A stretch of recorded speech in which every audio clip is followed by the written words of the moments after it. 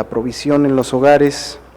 Estas peticiones, Señor, acerca de lo que hemos elevado ante tu presencia, ya están en tu mano. Gracias porque nos haces sentir también confiados de que tú estás por nosotros, por aquellos que te hemos recibido y que queremos andar bajo tu dirección. Pido una bendición especial ahora que vamos a empezar a estudiar en esta hora, que tú nos bendigas especialmente de acuerdo a nuestra necesidad, que nos ayudes a estar atentos a la palabra y con corazones dispuestos también a llevarla a cabo.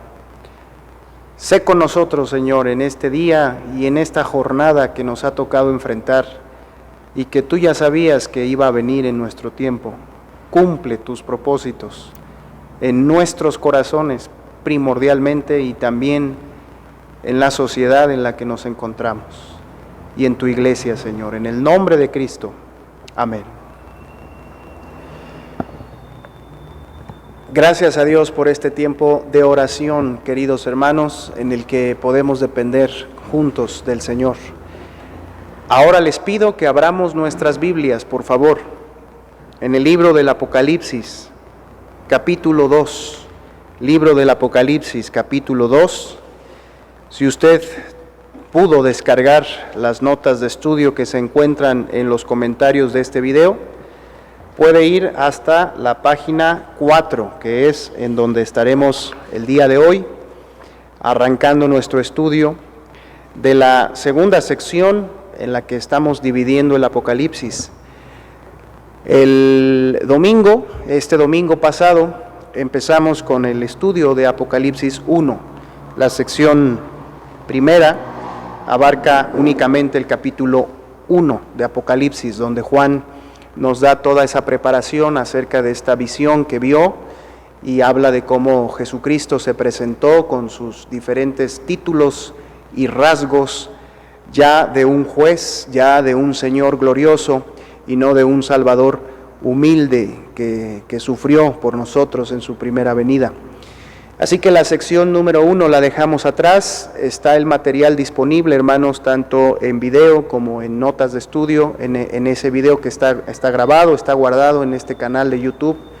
Y gracias a Dios por estos recursos con los que podemos llegar hasta ustedes en este tiempo de contingencia y a más personas, y que Dios use esto como Él guste, como Él quiera. La sección segunda, hermanos, en la que nos concentraremos, Dios mediante, los días miércoles, es la sección que abarca el capítulo 2 y 3. Los domingos a mí me gustaría continuar con el hilo de lo que es la profecía que netamente se refiere a las cosas futuras y que está del capítulo 4 en adelante, pero las exhortaciones que están en los capítulos 2 y 3 para las iglesias son muy importantes y me gustaría mucho que las fuéramos completando, sobre todo entre semana, los días miércoles, que me atrevo a decir sigue siendo el culto, el horario en el que el núcleo de la congregación y el grupo, ¿verdad? ¿Por qué no decirlo? Con un compromiso fuerte con la congregación, no solamente de oír la palabra, sino también de meter el hombro, también de participar en los proyectos, también de mantenerse enterado y orientado de lo que está pasando en nuestra iglesia. Ese grupo está presente los miércoles. Así que yo sé que además de ellos estarán muchos otros y otras personas. Gracias a Dios, el estudio es para todos, pero va especialmente orientado a nuestra iglesia, hermanos, que está congregada a pesar de no estar geográficamente en el mismo sitio.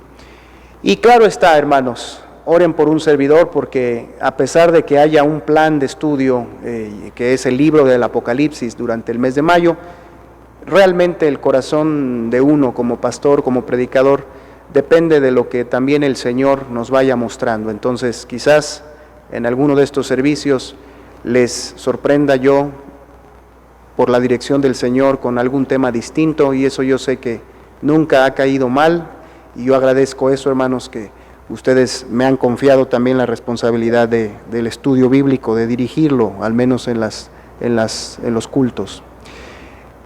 Toda esta introducción, además de que se las quería dar, era para poner a prueba un poquito el sonido. Vamos bien. Si usted tiene algún comentario sobre el sonido o el video, hágalo ahí en el chat en vivo, si puede y sabe hacerlo, y si no, llámenos, ¿verdad?, después del culto para decirnos, no nos molesta en lo más mínimo. La verdad, hermanos, es que hoy estamos probando con una cámara de video diferente a la que hemos venido usando, una cámara que nos prestó uno de nuestros diáconos, y yo estoy contento, hermanos, de que Dios está supliendo para que podamos hacer cada vez mejor la transmisión. Así que estamos poniendo a prueba eso y estaremos al pendiente de sus comentarios. Apocalipsis capítulo 2. Apocalipsis 2, quisiera leer del 1 al 7, hermanos, que es donde hoy nos concentraremos, aunque primero vamos a ver unas cosas de introducción muy importantes que ya nos enseñan bastante. Desde la introducción a este asunto nos va Dios a enseñar mucho, sobre todo si nuestro corazón está abierto, está dispuesto. Pero vamos a leer primero la porción, ¿verdad? Esa porción que nos va a ocupar en estos minutos. Dice, voy a leer desde el 1:19 para recordar quién es el que encomienda estos mensajes, el propio Jesús, de la mano de Juan, su siervo. Dice así, 1:19 en adelante. Escribe las cosas que has visto, y las que son, y las que han de ser después de estas. El misterio de las 7 estrellas que has visto en mi diestra, y de los 7 candeleros de oro. Las 7 estrellas son los ángeles de las 7 iglesias, y los 7 candeleros que has visto son las 7 iglesias. Escribe al ángel de la iglesia en Éfeso, el que tiene las 7 estrellas en su diestra, el que anda en medio de los 7 candeleros de oro, dice esto: yo conozco tus obras y tu arduo trabajo y paciencia, y que no puedes soportar a los malos, y has probado a los que se dicen ser apóstoles y no lo son, y los has hallado mentirosos, y has sufrido, y has tenido paciencia, y has trabajado arduamente por amor de mi nombre, y no has desmayado. Pero tengo contra ti que has dejado tu primer amor. Recuerda, por tanto, de dónde has caído, y arrepiéntete, y haz las primeras obras, pues si no, vendré pronto a ti, y quitaré tu candelero de su lugar, si no te hubieres arrepentido. Pero tienes esto, que aborreces las obras de los nicolaítas, las cuales yo también aborrezco. El que tiene oído, oiga lo que el Espíritu dice a las iglesias. Al que venciere le daré a comer del árbol de la vida, el cual está en medio del paraíso de Dios. Antes de comenzar, el Señor Jesucristo, hermanos, con las profecías de las cosas que han de ser después de estas, así lo dice Él, las cosas que han de ser después de estas, o sea, de las cosas concernientes al tiempo de la iglesia, antes de comenzar con aquellas profecías, el Señor dirige un mensaje a las 7 iglesias, mejor dicho, 7 mensajes, uno a cada una de las 7 iglesias locales establecidas en aquel tiempo, en el año 90 después de Cristo, en esa región llamada Asia Menor, Asia proconsular, que era una de las provincias conquistadas por el Imperio Romano. En esas iglesias es muy probable que el apóstol Juan en sus últimos días ejerció un ministerio de supervisión y cuidado en esa región de Asia, y es por eso que él dirige este mensaje también a las 7 iglesias que estaban allí asentadas en Asia. Esta sección de los capítulos 2 y 3 concentra el interés de Cristo en sus iglesias. Antes de ponerse a hablar y a profetizar de lo que ha de venir sobre el mundo entero, enfoca la cámara especialmente en sus iglesias. Él busca que éstas lleguen a ser iglesias que le honren y que cumplan su voluntad en este mundo cabalmente, antes de que el tiempo de administración que les ha dado finalice. Antes de que Él regrese a esta tierra, quisiera Él encontrarlas firmes, fuertes, santas, velando, bien orientadas, fructíferas, estables, y por eso se dirige a ellas en estos mensajes. Los destinatarios de las cartas, los destinatarios, no me refiero aquí solo a las 7 iglesias, sino que dentro de cada mensaje hay 3 destinatarios bien distinguidos. Estos destinatarios son, en primer lugar, hermanos, los pastores y maestros. Si usted nota, el versículo 1 del capítulo 2 empieza diciendo: escribe al ángel de la iglesia en Éfeso.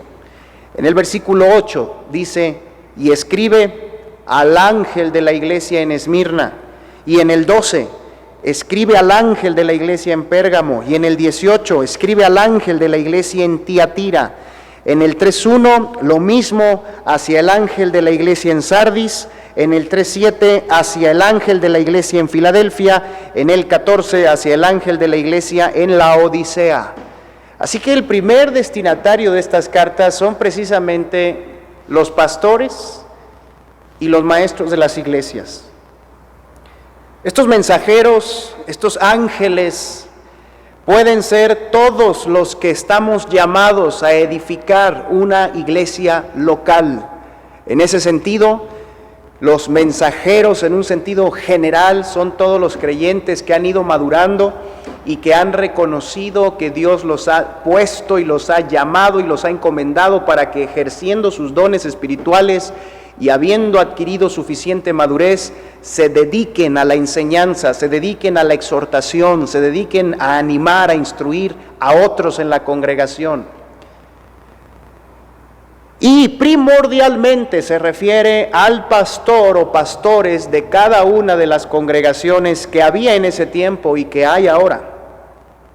Según Efesios 4:11, Cristo mismo ha puesto a los pastores en las iglesias para que ellos perfeccionen a los santos y se encarguen de llevar adelante el ministerio de Jesucristo, el ministerio de la obra para edificar el cuerpo de Cristo.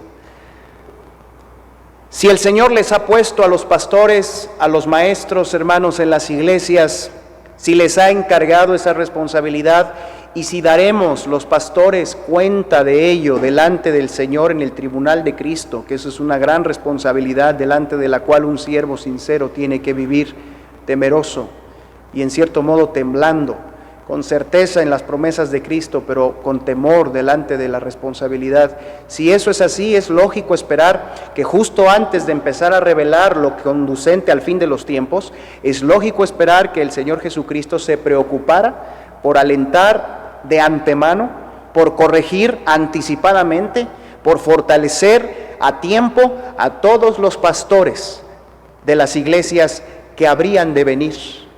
Por esa razón, estos 7 mensajes, hermanos, son mensajes en los que Jesucristo tiene en mente la labor de los pastores en las iglesias.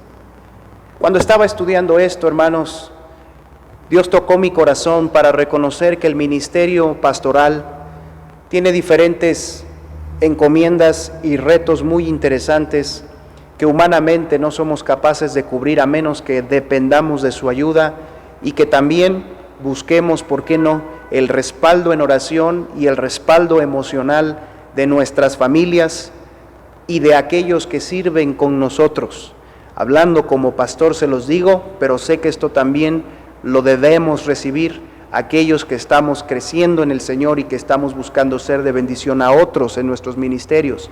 No podemos hacer la obra si no dependemos de los recursos de Dios, de los recursos que Él ha puesto a nuestra disponibilidad, en Él primeramente, en su palabra, pero también en los que nos rodean, en aquellos hermanos en Cristo, en aquella esposa, en aquel esposo que está soportando nuestra vida. Hay un precioso salmo por allá en la serie de los 50, en la decena de los 50, no recuerdo exactamente la cita, pero ese salmo dice: he aquí Dios es el que me ayuda, el Señor está con los que sostienen mi vida. Y reflexionando en ello, hermanos, Dios tocó mi corazón porque verdaderamente los retos que involucra la encomienda pastoral son retos muy especiales. Tenemos que hacer nuestra labor, queridos hermanos, los pastores, los líderes, los maestros, los diáconos, tenemos que hacer nuestra labor, aparte que con temor de Dios, con la firmeza y con el equilibrio de Jesucristo, valorando primordialmente lo que el Señor espera de nosotros, independientemente de las circunstancias o las expectativas que algunos lleguen a tener de cómo deben ser las cosas. Es una labor compleja, hermanos. Por eso, los siervos de ese tiempo, y hoy también un servidor, tenemos que pedir oración a los demás. Pablo pedía oración. Mira Efesios 6, por favor, sin perder Apocalipsis. Efesios 6, capítulo 6, versículos 18 y 19. Efesios 6, 18 y 19. Mira cómo hablaba este hombre, al que podríamos calificar como un titán del ministerio. Mira cómo hablaba este hombre. Dice el capítulo 6 de Efesios, versículo 18, precisamente le está hablando a la iglesia de Éfeso. Y le dice, orando en todo tiempo, así les encomendaba a vivir, orando en todo tiempo, con toda oración y súplica en el Espíritu, y velando en ello con toda perseverancia y súplica por todos los santos. Y luego dice, y por mí. Y no habla de que él no se considerara uno más de los santos, no habla de eso, era un hombre humilde el apóstol. Más bien habla de que reconoce tener una responsabilidad superior a la de los santos, y por ello dice, y por mí, a fin de que al abrir mi boca me sea dada palabra para dar a conocer con denuedo el misterio del Evangelio. Y por eso también en Hebreos se escribe esto, Hebreos 13, mira, ve para allá, un siervo de Dios que escribió esta carta de Hebreos. Muchos piensan por la evidencia interna que fue también el mismo Pablo, aunque no se dice en sí quién la haya escrito, pero muchos piensan que es él. Él escribe en Hebreos 13:7 esta petición: acordaos de vuestros pastores, que os hablaron la palabra de Dios. Considerad cuál haya sido el resultado de su conducta, y miren qué paquete, e imitad, ¿qué dice? Su fe.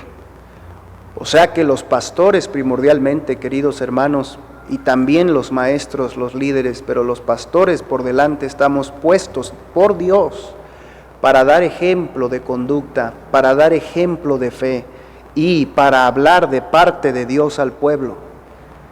Esa es una responsabilidad, hermanos, grande, que si la hacemos a medias, que si la hacemos con un corazón malo y si la hacemos con hipocresía, Él es el primero en llamarnos a cuentas aquí y ahora y en el futuro también.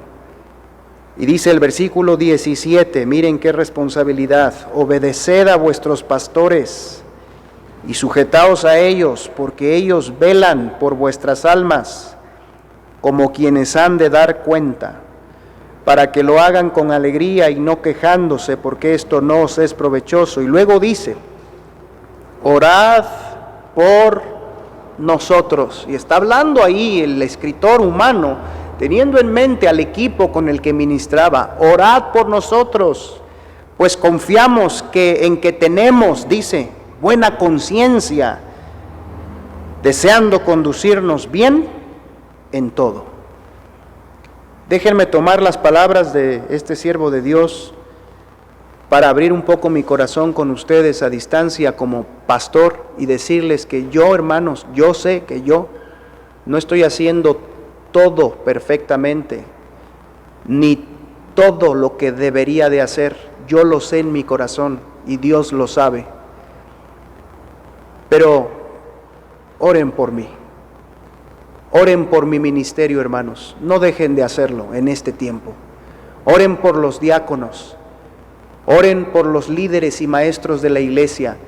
Porque tú, querido hermano, que no estás hoy tal vez en una posición de responsabilidad en la congregación, si bien tienes una responsabilidad delante de Dios como su hijo, no estás en una responsabilidad en la iglesia. ¿Sabes una cosa? Nosotros tenemos que dar cuenta de lo que estamos haciendo y estemos haciendo y estaremos haciendo. Necesito y necesitamos de sus oraciones. Así que los primeros destinatarios de estas cartas somos los pastores, somos los que estamos delante de las congregaciones. Y luego dice Apocalipsis 2, el versículo 7, el 7, dice: el que tiene oído oiga lo que el Espíritu dice a las iglesias. El segundo destinatario, además de los pastores, son las congregaciones. Estas cartas son escritas y enviadas a las iglesias.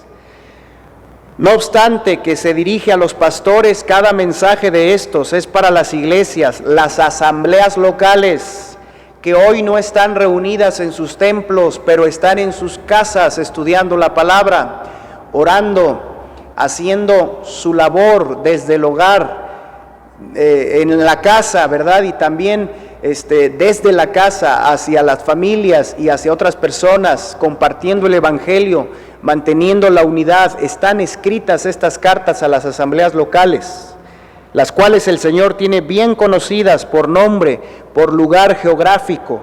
Él no ve una sola iglesia universal, ya lo hemos dicho, sino iglesias específicas. Así que el Señor, hermanos, es evidente que en su lenguaje se dirige a las iglesias, pero no solo a las 7 de Asia de ese tiempo.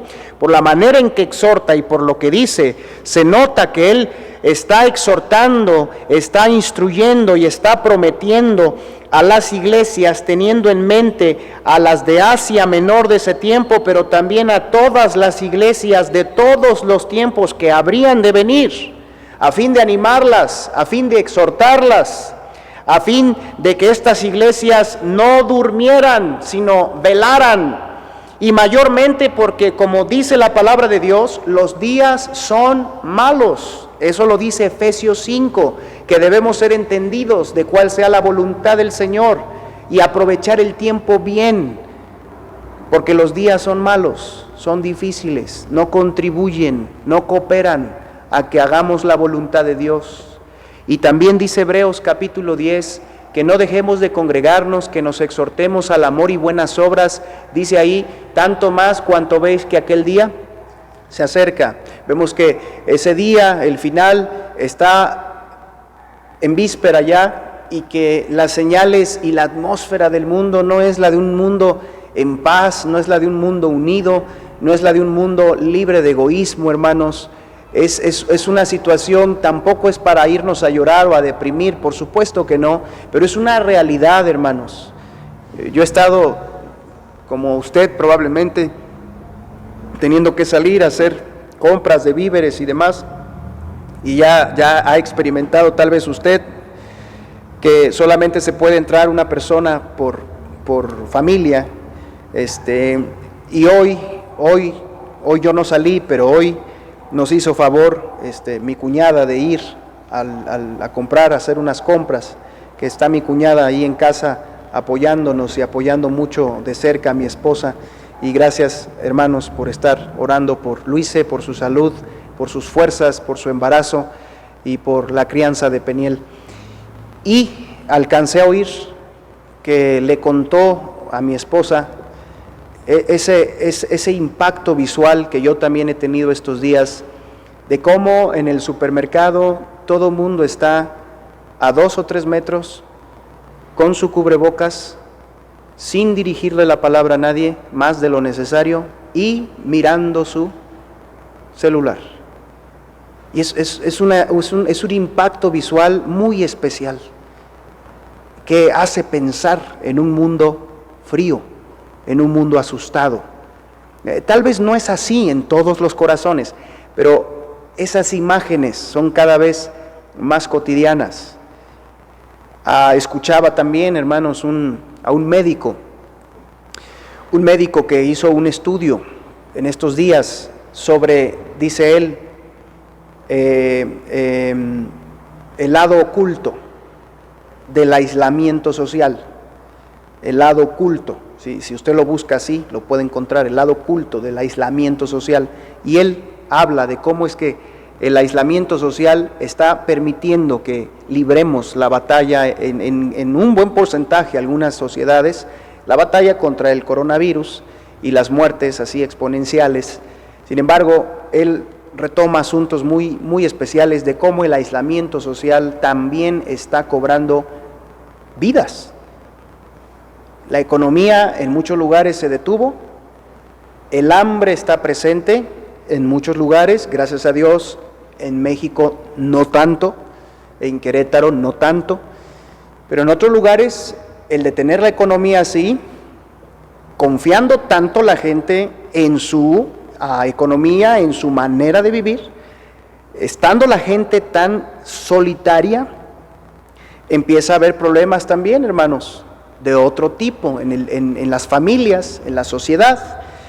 Dice este doctor que al menos en 3 países que cita de la Unión Europea, del continente europeo, han aumentado las muertes por otras causas desde el coronavirus, pero por otras causas en un 26%, porque además la atención está fijada en lo del coronavirus y otras atenciones se están entorpeciendo. Hay gente que se siente sola, deprimida, y en fin, hermanos, todo esto ¿por qué viene? Porque estamos en el último tiempo. Y yo quisiera creer que muchas cosas van a mejorar y a cambiar, y creo que se podrían normalizar, pero mirando la Biblia, mirando el plan profético, la verdad es que nunca va a dejar de ser este asunto de que el mundo y los días son difíciles.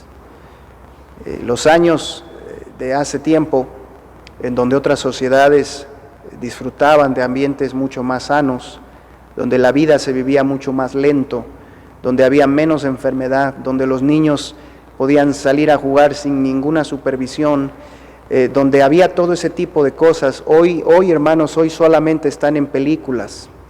Y no soy pesimista, pero bíblicamente creo que eso no va a cambiar completamente. Lo que queda es tener recursos para adaptarnos y enfrentar las cosas. Lo que queda es recordar que las fuentes de gozo y de seguridad deben de estar arraigadas en asuntos, en convicciones, en realidades íntimas, interiores, intocables, que brotan de las Escrituras y que se anidan en el alma y de ahí sustentan, soportan la vida del que las cree, y no una felicidad o un gozo que pongamos en fuentes externas. Estos mensajes están dirigidos a las congregaciones. Se ha dicho, hermanos, se ha dicho que las 7 iglesias, 7, número que implica algo pleno o completo, se ha dicho que son 7 iglesias porque éstas representan tanto a las distintas iglesias locales de todos los tiempos, en todo lugar, compartiendo rasgos con diferentes de estas iglesias 7 que aquí se mencionan. Se ha dicho que estas iglesias representan a todas las iglesias locales, de manera que Efata comparte rasgos con Éfeso, comparte rasgos con Pérgamo, comparte rasgos con Esmirna.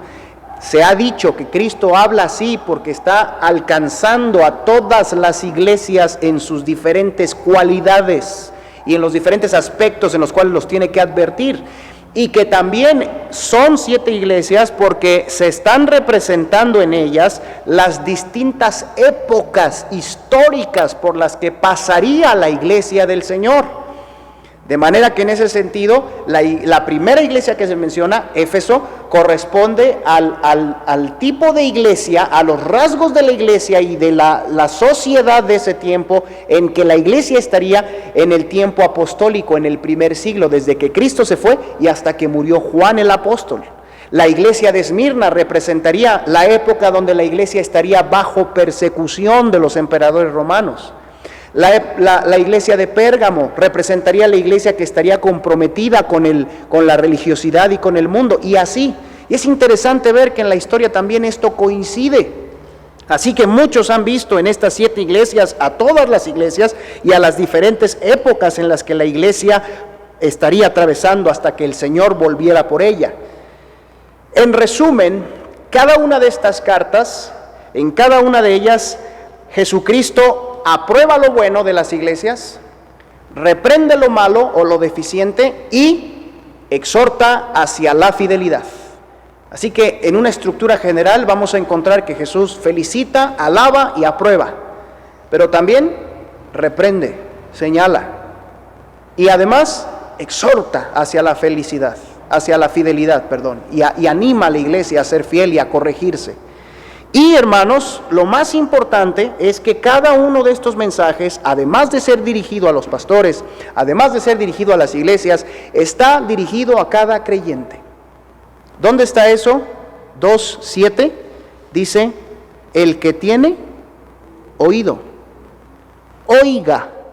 Y más abajito dice, al que venciere. Y ahí el mensaje de cada una de estas iglesias se personaliza, se individualiza y es concerniente a la vida de cada creyente que lea, oiga y guarde las palabras de la profecía. Así que, aunque Dios trata con pueblos, aunque Dios trata con naciones, aunque Dios trata con iglesias y habla de las congregaciones, el más importante mensaje está dirigido a la aplicación individual, a la obediencia y útil para enseñar, para redarguir, para corregir y para instruir en justicia, a fin de que el hombre de Dios sea perfecto, sea maduro, enteramente preparado para toda buena obra. Así que la palabra de Dios en estos mensajes quiere enseñarte a ti y a mí, quiere redarguirte a ti y a mí, mostrarnos errores en los que estamos, quiere corregirnos y quiere instruirnos. Así que, hermanos, el Señor de la iglesia habla a sus iglesias, a sus pastores y a cada creyente en estos 7 mensajes. Y hoy nos detendremos a ver el primero de ellos y que ya leímos, el mensaje a la iglesia de Éfeso. Esta es la iglesia de la época apostólica. La palabra Éfeso quiere decir deseo ardiente. Esta bien podría decirse la iglesia de la época apostólica, la iglesia de los apóstoles, la iglesia primitiva, la iglesia que se narra en el libro de los Hechos, es la iglesia deseada. Deseada en muchos sentidos, por lo menos deseada por el Señor. Fue una iglesia amada, toda la iglesia y las iglesias son amadas por Cristo, pero la primera iglesia, la iglesia apostólica, fue una iglesia que especialmente contó con el agrado de Dios. Él fue, Jesucristo, el que edificó los fundamentos y a las personas que ministraron en esa primera iglesia. Yo tengo la bendición de haber sido enseñado y ministrado por determinados hombres y siervos de Dios, y le doy gracias a Dios por esa bendición. Pero esta iglesia, entre sus pastores, maestros y miembros, tenían por maestro al propio Señor Jesús. Esta iglesia de Éfeso es la iglesia deseada, pero también es la iglesia deseada porque muchas iglesias que queremos hacer las cosas bien, muchos pastores que queremos no equivocarnos, que queremos no caer en el error, ¿sabe a dónde acudimos? ¿Al modelo de cuál iglesia acudimos?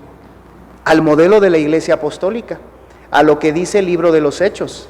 Y ahí están los testimonios de la iglesia de Tesalónica, de la iglesia de Filipos, de la iglesia de los Colosenses. Ahí están los testimonios de la iglesia de Jerusalén, de la iglesia de Antioquía, ¿verdad? Diferentes iglesias de las que da testimonio el libro de los Hechos. Así que esa gran época representa estos mensajes están dirigidos o basados en lo que vivió en esa época la iglesia de Jesucristo, la iglesia deseada. Hermanos, el lugar llamado Éfeso en aquel tiempo era el centro administrativo y religioso más importante de la provincia romana de Asia. Esa gran región de Asia tenía como centro administrativo y religioso a Éfeso. O sea, para que nos entendamos, ahí estaban las oficinas de gobierno, ahí estaba lo más fuerte del comercio, ahí estaba el tianguis de Tepito, ahí estaba el tianguis de San Martín Texmelucan. Ahí estaba lo más fuerte de la compra-venta, ahí estaban las oficinas donde se hacían los trámites, y además ahí estaba también la basílica, espero entenderme. Ahí estaba el centro más importante de religión. En el caso de Éfeso, era el templo de la gran diosa Diana, así llamada, la gran diosa Diana, considerada una de las 7 maravillas del mundo, no la diosa, sino el templo de la gran diosa. Es un templo que se encontró por un arqueólogo, hermanos, y que se descubrió y que es físicamente asombroso en cuanto a su tamaño y todo. Ese templo estuvo ahí, y si usted en otro momento acudiera a Hechos 19, vería la historia de cuando Pablo, Aquila, Priscila y otros entraron aproximadamente en el año 52 con el evangelio a esa ciudad de Éfeso, y se hicieron paso ahí y ganaron, hermanos, ganaron algunos ahí en ese lugar. Y después, por la apertura que hubo, Pablo en un tercer viaje vuelve, en un segundo viaje vuelve y se queda ahí por 3 años, y a pesar de la oposición instruye a muchos. Se cree que en ese tiempo de ministerio del segundo viaje misionero de Pablo es que él y sus colaboradores en esos 3 años ponen la base para las 7 iglesias de Asia, de manera que estas 7 iglesias que se mencionan en Apocalipsis, Esmirna, Pérgamo, Sardis, Tiatira, Filadelfia, Laodicea y Éfeso, fueron iniciadas por el apóstol Pablo y sus colaboradores en esos años, desde Éfeso, que era la capital de esa provincia. ¿Por qué digo todo esto? Me falta una cosa. Mire, es interesante que la historia registra que en el año 431 después de Cristo, o sea, 4 siglos y medio casi después de lo que está pasando cuando se fundan estas iglesias y todo, Juan muere en el año casi 100, entonces 200 y tantos años después, 300 y tantos después. ¿Sabe qué sucede en Éfeso? En el 431 se junta un concilio religioso de la iglesia de Roma, y allí declaran el dogma de la divina maternidad de María. O sea, y se los leo aquí un poquito, un trocito. En ese año, siendo líder de esa iglesia, San Clementino definió esto: si alguno no confesare a Emmanuel Cristo, verdaderamente Dios, y que por lo tanto la Santísima Virgen es Madre de Dios, porque parió según la carne al Verbo de Dios hecho carne, sea maldito. Ese es el dogma resumido, de que María, por ser madre de Cristo, es madre de Dios. Y el Concilio Vaticano II lo confirma diciendo que desde los tiempos más antiguos, dice este dogma, la bienaventurada Virgen es honrada con el título de Madre de Dios, y a cuyo amparo los fieles acuden con súplicas en todos sus peligros y necesidades. ¿Por qué digo todo esto, hermanos? Porque la bendita palabra de Dios pudo florecer en una ciudad así. El Evangelio se abrió paso en una ciudad sumamente materialista y pagana, en una ciudad que vivía rápido, en una ciudad, hermanos, en donde la situación religiosa era una cosa tremenda. Dicen algunos estudiosos que el ocultismo que llegó a ver en ese tiempo a la sombra de este templo y de esta diosa eran tremendos. Esa diosa era una diosa de la fertilidad, por lo cual se puede deducir que en los cultos de esta diosa se hacían todo tipo de barbaridades sexuales. Así que el ocultismo y la superstición, la religiosidad y todas las cosas que caracterizan a una ciudad en desarrollo, hermanos, fueron la sede y fueron el marco de la entrada del Evangelio. Eso es algo que nos deja, hermanos, mucho aprendizaje. Eso quiere decir que para Dios no hay imposibles, que las iglesias y el evangelio pueden y deben prosperar a pesar de la situación social, a pesar de la situación circundante, a pesar de la oposición, a pesar de el gobierno fuerte del diablo en los corazones. A pesar de eso floreció la iglesia apostólica, la iglesia de Éfeso. Las iglesias, hermanos, del primer siglo, las que redacta el libro de los Hechos, no la tuvieron fácil. No estaban las condiciones dadas. Realmente tuvieron que entrar, hermanos, con el poder de Dios. Y algunos de ellos, se da testimonio, prácticamente ir y pararse en los ríos, en las plazas públicas y empezar a voz en cuello a hablar del Salvador y a dar esperanza a la gente. Y algunos les llamaban locos. Y otros les aventaban piedras y otros los perseguían, pero algunos creían. Y esa iglesia trabajó de una manera notoria. Y damos muchas gracias a Dios por esos casi 100 años de ministerio, bueno, 70, ¿verdad? Desde el año 30 y tantos que Cristo se va hasta el año casi 100 de ministerio apostólico y los registros que se preservaron en el libro de los Hechos, de mucho de lo que ellos hicieron y cómo lo hicieron y que hoy es lo que debe guiar a las iniciativas exitosas dentro de iglesias cristianas sanas. ¿Cómo se presenta Jesús a esta iglesia? Dice el versículo 1, el que tiene las 7 estrellas en su diestra y el que anda en medio de los 7 candeleros de oro, dice esto. Él se presenta con ese título de tener las 7 estrellas en su diestra y de andar en medio de los 7 candeleros. Esto es muy significativo, hermanos, porque en el griego estas frases se refieren a uno que tiene firmemente agarrado algo con la mano derecha, y que ya sabemos que las 7 estrellas se refiere a los mensajeros de las iglesias, los tiene firmemente agarrados, y también andar en medio de los 7 candeleros alude en el griego a alguien que se mueve con plena libertad en donde está, y que tiene todas las puertas abiertas, que ve desde todos los ángulos, que no se le traba nada, que está al pendiente y supervisando. De manera que aquí el Señor Jesucristo, podemos decir, le habla a Éfeso y nos habla a nosotros desde una posición de pleno sustento, desde una posición de plena autoridad, desde una posición, hermanos, de pleno cuidado, de pleno conocimiento, como aquel texto de Isaías 41, 40 y 41, ¿verdad? En los capítulos 40 hay algunos textos así, pero sobre todo en el 41, 10 y 41, 13, dice Jehová, no temas, porque yo estoy contigo. No desmayes, porque yo soy tu Dios, que te esfuerzo. Siempre te ayudaré, siempre te sustentaré con la diestra de mi justicia. Así que el Señor Jesucristo llega con esta iglesia recordándoles que Él tiene en sus manos la vida de sus siervos y que Él tiene el sustento y la autoridad y la supervisión de sus iglesias. Esa es la presentación con la que aquí el Señor entra en su mensaje. Eso es algo que quiere que tenga presente la iglesia de Éfeso y nuestra iglesia en este tiempo. Y entonces vienen los elogios, los reconocimientos a esta iglesia. Son por lo menos 5 alabanzas las que recibe Éfeso.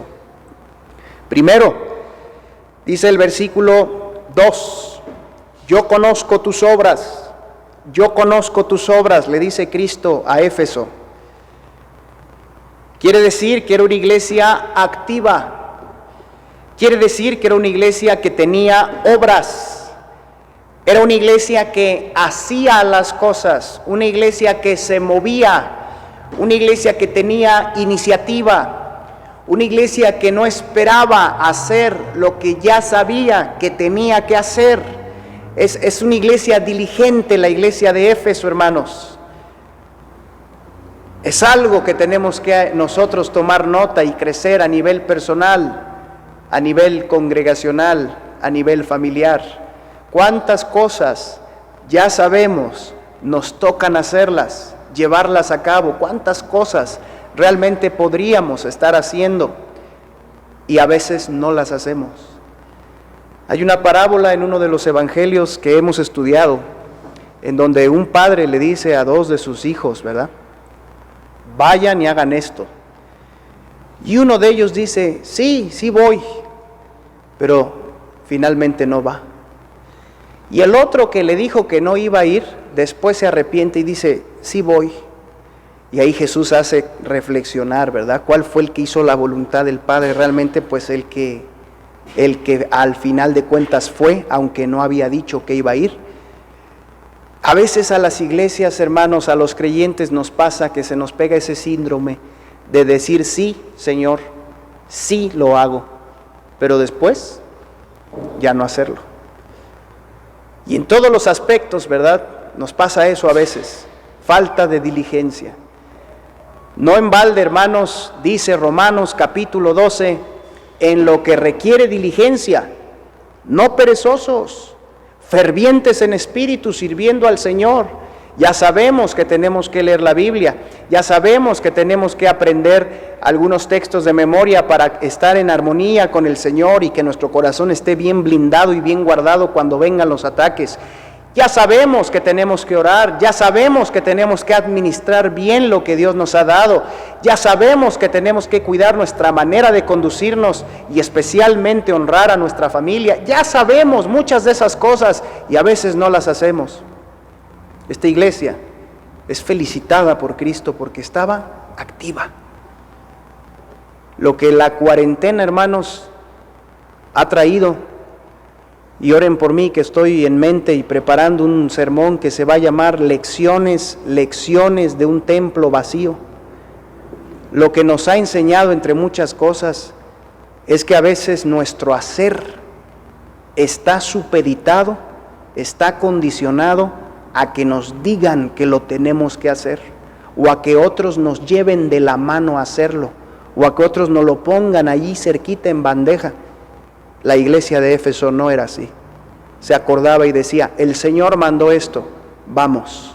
El Espíritu de Dios nos guía en esta manera, vamos. Hay oposición, no importa, superémosla, veamos cómo hacerle, vamos. Dios la reconoce, Cristo la reconoce como una iglesia activa. Era una iglesia trabajadora y muy esforzada, y le cabe el adjetivo de infatigable. Dice la palabra de Dios en el versículo 3, yo conozco tus obras y tu arduo trabajo y paciencia. Y en el versículo 3 dice, y has trabajado arduamente por amor de mi nombre y no has desmayado. O sea que todo lo que hacía, además de todo, lo hacía constantemente, lo hacía esforzadamente, lo hacía sin desmayar. Esa es una virtud muy especial, hermanos, que se requiere sobre todo en tiempos cuando no hay felicitaciones, cuando no hay gratitudes, cuando no hay reconocimientos, cuando no hay paga o no hay paga justa, cuando no se vislumbra una recompensa próxima, entonces entra en acción esta virtud del aguante, del esfuerzo, del seguir. Fíjate bien, a pesar de seguir haciendo lo que es bueno, a pesar de, y en esa introducción, a pesar de, le podemos poner 2 puntos y hacer una lista larga. Esa iglesia había trabajado infatigablemente a pesar de muchas cosas, y Cristo la felicita. Y la felicita también por ser una iglesia defensora de la sana doctrina, porque le dice en el versículo 2, y que no puedes soportar a los malos, y has probado a los que se dicen ser apóstoles y no lo son, y los has hallado mentirosos. Esta iglesia tenía un discernimiento espiritual maduro, y tenía sus mecanismos, sin duda, y sus estrategias para darse cuenta cuando alguien estaba empezando a enseñar falsa doctrina, y bajarlo y llamarlo a cuentas y tomarlo aparte y empezarle a decir. Yo recuerdo un caso narrado en Hechos 18 donde un matrimonio, Aquila y Priscila, toman aparte a Apolos y le corrigen su doctrina con amor y firmeza, y entonces lo potencializan en su vida y ministerio. Esta iglesia hizo eso con decenas, con centenares de personas, sin duda, muchos de ellos judíos. que creían ya una muy buena parte del Antiguo Testamento, pero tenían dudas y luchas y confusión, y esta iglesia de Éfeso se encargó de ajustar tuercas y tornillos. Ese es un interés, hermanos, esa es una conciencia firme de saber que la iglesia está puesta para ser columna y baluarte de la verdad, y que lo que se enseñe en la iglesia y que lo que oigan los miembros de esta iglesia nos importe, y mucho. Nos importe que aprendan bien, que desarrollen discernimiento bíblico, que aprendan a entender las Escrituras con las mismas Escrituras, y no anteponiendo nuestro sentir, y no anteponiendo nuestro soñar, y no anteponiendo las circunstancias, y no suponiendo, sino con equilibrio y madurez entender las Escrituras. Ese es un rasgo que Cristo felicita y valora de la iglesia de Éfeso. Vamos a hacer una pausa, vamos a hacer un ajuste, hermanos, vamos a hacer un cambio en la cámara para poder seguir adelante. Así que doy un minutito para que esto pueda ser. Gracias, hermanos.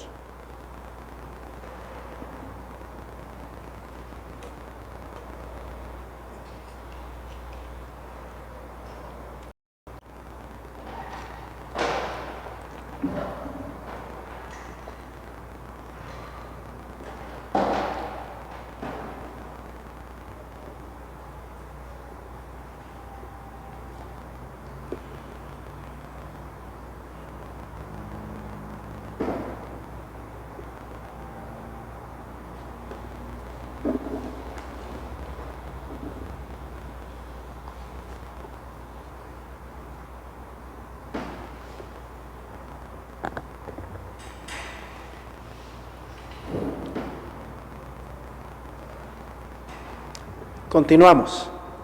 Jesucristo felicita a esta iglesia por ser una iglesia activa, trabajadora, infatigable, defensora de la sana doctrina y además una iglesia sufriente, aguantadora. Le dice en el versículo 3, y has sufrido y has tenido paciencia. Eso quiere decir, hermanos, que la iglesia de Éfeso padeció e hizo sacrificios económicos, como aquella hambruna que llegó en tiempos de Bernabé y de Pablo a Jerusalén, y cómo la iglesia de Antioquía les envió ofrendas, les envió ayudas, y no dejó que sus hermanos en la fe pasaran hambres, pasaran tiempos difíciles, o mejor dicho, los pasaran sin apoyarlos. Esta iglesia aguantó la persecución de los sanedrines, que estaba como una sombra sobre ellos. Incluso Esteban, en Hechos capítulo 7, soportó el martirio por mano del entonces no convertido Pablo, Saulo de Tarso. Esta iglesia, hermanos, vio la muerte de muchos de sus miembros en manos de autoridades gentiles. Esta iglesia hizo sacrificios, dio vidas. Los 12 apóstoles, todos, sin contar obviamente a Judas, sino metiendo a Pablo, los 12 sufrieron una muerte de martirio.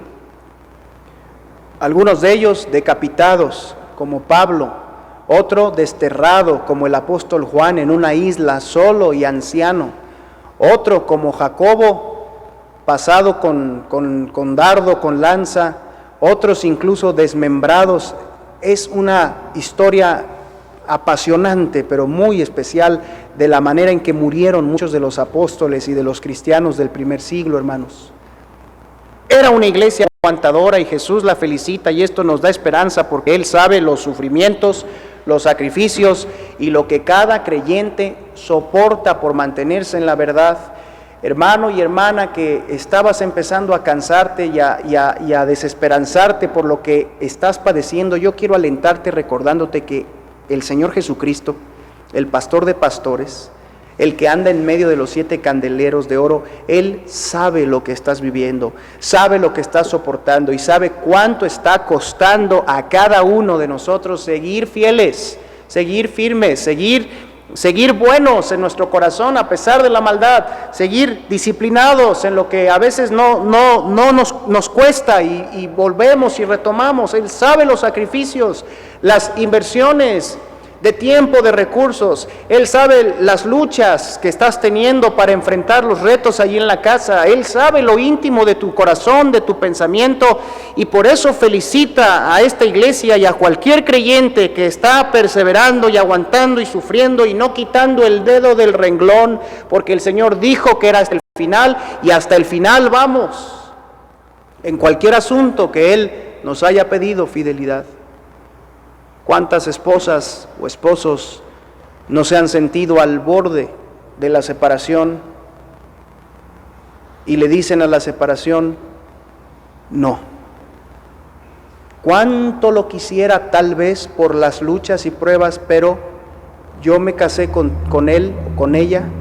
El Señor dice que el matrimonio es santo, así que aquí me quedo, aquí me apalanco hasta que pasen los quebrantos, haciendo mi parte.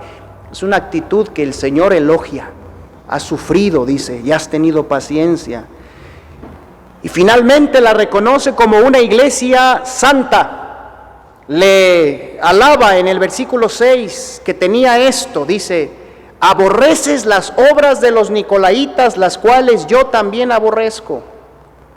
Los nicolaítas, hermanos, son, o eran, mejor dicho, una secta, o más bien un grupo, una secta, un partido que había surgido de dentro de las iglesias de ese tiempo, muy probablemente con un corte influido por los griegos, que daban mucho énfasis al conocimiento y muy poco al comportamiento moral, al comportamiento santo, al comportamiento correcto. Y es muy probable que estas obras de los nicolaítas se refiere a un cristianismo licencioso, a un cristianismo en el cual se profesa ser y creer de cierta manera, pero se vive de otra. Y dice el Señor: tú has tenido en poco y no has soportado, sino que has señalado y te has hecho a un lado de aquellos que viven así. Me estaba viniendo a la mente el caso de Ananías y Zafira, ¿te acuerdas? Que al amparo de una supuesta ofrenda y dádiva muy especial y muy santa, al amparo, a la apariencia de eso, en sus corazones albergaban materialismo, avaricia, interés, hipocresía, y así les fue. Y esa es la época de la iglesia de la que estamos hablando y de la que podemos aprender mucho en nuestra iglesia y en nuestras vidas. Dice Job 11, hermanos, Job 11, si tú lo recuerdas, ¿verdad? Job capítulo 11, allá en el versículo, déjame ver para no errarte y no confundirte, Job 11, en el versículo 13, dice que si tú dispusieres tu corazón y extendieres a él tus manos, y si alguna iniquidad hubiera en tu mano y la echares de ti, y no consintieres que more en tu casa la injusticia, entonces levantarás tu rostro limpio de mancha y serás fuerte y nada temerás. Esa es la cualidad: no permitir que se mine, que se filtre cerca de nosotros, en nuestro campo de responsabilidad y de acción, un corazón así, hasta en tanto dependa de nosotros. Así que Cristo elogia esta iglesia, pero luego, hermanos, tenemos que hablar, ya perfilándonos al final, de la reprensión. Solo hay una reprensión para Éfeso, y es la misma reprensión que Jesucristo tendría para cualquiera de sus hijos, de sus iglesias, que siendo buenos servidores, trabajadores, siendo esforzados, buscando la santidad, buscando la diligencia en lo que hacemos, nos olvidamos de lo más primordial. Dice el versículo 4: pero tengo contra ti que has dejado tu primer amor. ¿Me ayudas ahí en casa a hacer una segunda lectura de este versículo, que es breve, muy breve, pero al leerlo, hermanos, en medio de este relato de reconocimiento, al leerlo nos hace ver lo importante que es para el Señor Jesucristo este asunto, no obstante todo lo demás. Dice, adelante: pero tengo contra ti que has dejado tu primer amor. Ese era el reclamo. Y era un reclamo válido. Y de hecho tiene una advertencia fuerte. En el versículo 5, adelantándome un poquito, le dice Cristo, a la mitad del texto le dice, pues si no, o sea, si no recuperas ese primer amor, vendré pronto a ti y quitaré tu candelero de su lugar si no te hubieres arrepentido. O sea que la luz que esa iglesia estaba haciendo, la influencia y los frutos que estaba teniendo, estaban a punto de perderse, hermanos, por disciplina divina, debido a que la iglesia, en su mucho hacer, en su mucho soportar, en su mucho aguantar, descuidó su primer amor. ¿Qué cosa tan difícil es esta? Mira, dejar aquí habla de poner atrás. Dejar aquí constituye un acto de desinterés, de olvido, producido por el afán y por el trabajo y por las actividades que empiezan a tomar un lugar preponderante. Quiere decir que esta reprensión consistía que la iglesia de Éfeso, en algún momento de su boyante desarrollo y en medio de fabulosos y notorios rasgos, esta iglesia, sus pastores, sus diáconos, sus líderes, sus santos, etcétera, habían dejado atrás al propio Señor Jesús. Y usted y yo a veces decimos, no me lo imagino, ¿cómo puede ser eso? Pero cuando nos ponemos a pensar más detalladamente en este asunto, claro que es posible. Porque el primer amor se refiere al amor primordial, principal que le debemos al que nos amó, más que a otros, al que nos amó, antes que nosotros le amáramos, al que nos amó y dio su vida por nosotros, como dice Romanos 5:8, mas Dios muestra su amor para con nosotros en que siendo aún pecadores, Cristo murió por nosotros. El primer amor no es otro que el amor al Señor Jesús. Ese amor, hermanos, del primer estado espiritual se refiere a una devoción, a un fervor que tenemos por Cristo, que se manifiesta de diferentes maneras, pero especialmente en una búsqueda, en una entrega continua, que brota de esa experiencia en la que nos supimos salvos, nos supimos perdonados, esa experiencia en la que nos supimos recibidos por el Señor Jesucristo para siempre, esa experiencia que recorre nuestro corazón, despierta nuestro espíritu de saber que en la cruz del Calvario Él lo dio todo, a pesar de que yo no lo merecía. Cuando eso vino por primera vez en lo íntimo de mi pensamiento, yo respondí con un amor, con una entrega. Ese primer amor se manifestó muchas veces también en las primeras obras de mi cristianismo incipiente, cuando leía la Biblia con hambre, cuando oraba con una sensibilidad especial, cuando servía solo y sencillamente para agradar al Señor sin ninguna otra expectativa, cuando no me afectaba una posición pastoral, diaconal, de liderazgo o de cualquier otra cosa como para depositar en ella mi amor, mi interés. Cuando nos veíamos sencillamente como pecadores rescatados. Esta iglesia hizo tanto, y gracias a Dios, que en un punto su corazón permitió el orgullo y la confianza, quizá en la experiencia ministerial, quizá en los frutos, quizá en el renombre, y se acomodó. Y esto estaba pasando hacia el final del primer siglo, justo antes de que tuviera que entrar en persecución la iglesia. Este primer amor se resume bien en lo que Pablo decía en Gálatas 2:20, ¿te acuerdas? Con Cristo estoy juntamente crucificado. Fíjate, me detengo un poquito ahí. Medita en esto, y a pesar de todo lo que seas, tengas, logres, medita en esto, que no debiera de cambiar nunca en tu corazón. Con Cristo. No está hablando de un hacer, no está hablando de un cumplir. Está hablando de una persona, de una relación, de una vinculación.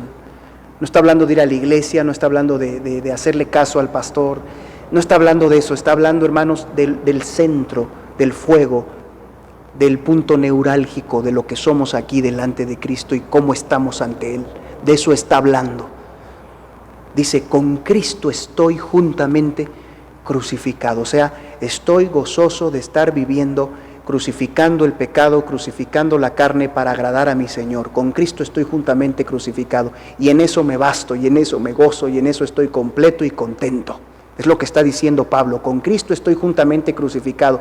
Y luego dice, ya no vivo yo. O sea, mi voluntad ya no es la que yo quiero que se haga, sino la de Cristo. Ya no vivo yo, mas vive Cristo en mí. O sea, Él se manifiesta cuando mi amor, mi primer amor está en mantenimiento, cuando mi primer amor está checado, cuando mi primer amor está escaneado en mi mente, en mi corazón, y estoy cuidando, y mi corazón espiritual está latiendo y está vibrando, y estoy cuidando mi mente, y estoy cuidando mis ojos, que no se desapeguen de ese primer amor, y mis decisiones las paso por el filtro de lo que es agradable a Dios. Cuando estoy así, dice Pablo, vive Cristo en mí. O sea, Él habla en mí, Él se mueve en mí, Él responde en mí, Él recibe los problemas en mí, Él toma las decisiones en mí, Él está obrando, como vimos en el libro de los Hechos, que se movía a través de las primeras iglesias. No era otra cosa sino el propio Jesucristo a través del cuerpo que es la iglesia, obrando. Y dice esa cita que estoy citando de Gálatas, y lo que ahora vivo en la carne, en la vida física, lo vivo en la fe del Hijo de Dios. O sea, lo vivo bajo los preceptos, lo vivo en sus mandamientos, lo vivo en sus promesas, lo vivo enteramente en la fe del Hijo de Dios. Y acaba diciendo Gálatas 2:20, el cual me amó y se entregó a sí mismo por mí. Ese es el primer amor.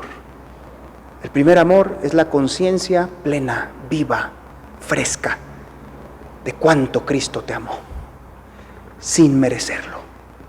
De cuánto Cristo aún hoy hace por mí, sin merecerlo. Y en ese amor, hacer todo lo que Él quiera. En ese amor, como dice 1 Corintios 13, que si hablamos lenguas, si ejercitamos dones, si hacemos sacrificios, si somos generosos y no tenemos amor, es vacío, escándalo, ruidoso y molesto, porque clamo y le aconseja el Señor a esta iglesia como a nosotros hoy, y nos dice en el 5, nos dice los 3 pasos para salir de ese estado, que a veces, hermanos, no es fácil reconocer, porque pasa que por meses o años sentimos que por estar haciendo lo cristianamente correcto, por estar sirviendo, por no estar en pecado grande, pasa que sentimos que no estamos tan mal, pero realmente lo que el Señor quiere de ti, de mí, no es un poco de tiempo, no es un poco de servicio. Lo que Él reclama y de lo que Él es digno es de nuestro corazón, de nuestros afectos más altos.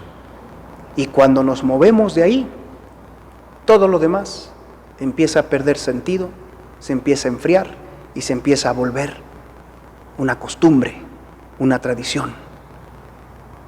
Empezamos a querer agradar al hombre, empezamos a querer hacer trayectoria, empezamos a querer mandar y gobernar, y la humildad se va, y la soberbia se esconde, se camufla, y es un estado espiritual peligroso, porque además nos escondemos detrás de todo lo que sí hacemos.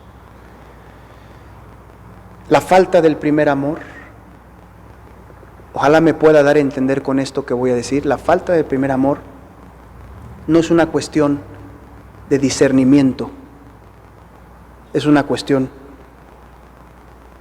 de intuición aquí.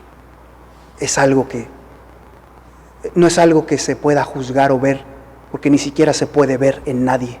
Es algo que se sabe y se siente aquí, en tu corazón delante de Dios, cuando sabes que has perdido el poder, cuando sabes que has tropezado adentro, cuando sabes que un pecado te ha ganado la batalla y estás ahí ensimismado, estancado, y no tienes ni siquiera el rostro para mirar al Señor y lavar tus pecados y levantarte. A eso se refiere Cristo. Y el consejo es triple: recuerda de dónde has caído.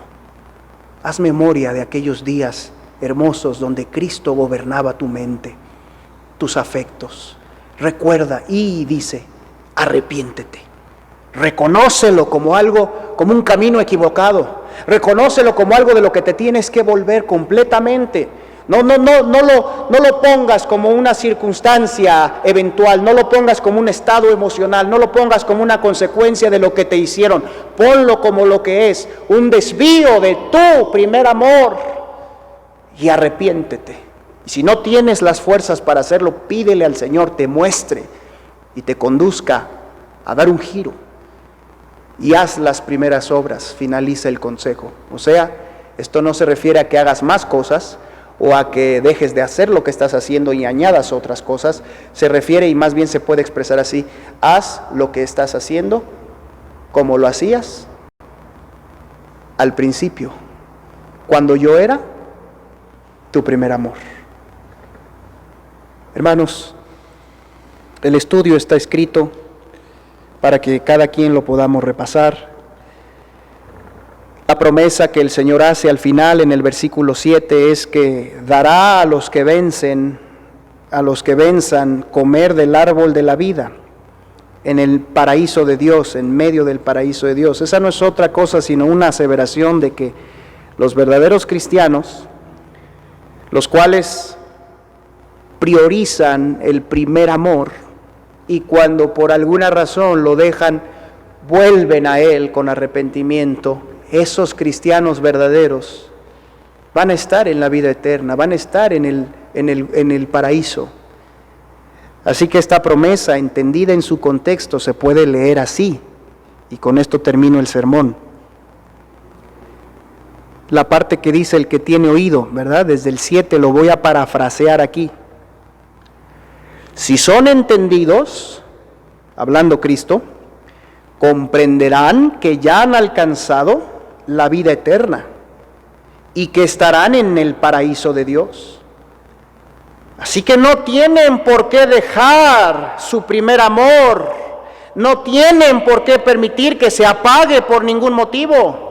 Siempre pueden saberse amados por mí, siempre pueden volver a mí, no importando cómo estén o en qué hayan caído. Si de todo corazón vuelven a mí, yo les he amado y he de regresarles. Pero háganlo pronto, y cada vez que lo necesiten, vuelvan, porque ese amor es la base de todo lo demás. Al final del estudio, hermanos, en la página 8, hay una actividad de aplicación que se puede hacer hoy, se puede hacer en la semana. Son 3 preguntas, 2 de ellas con apoyos de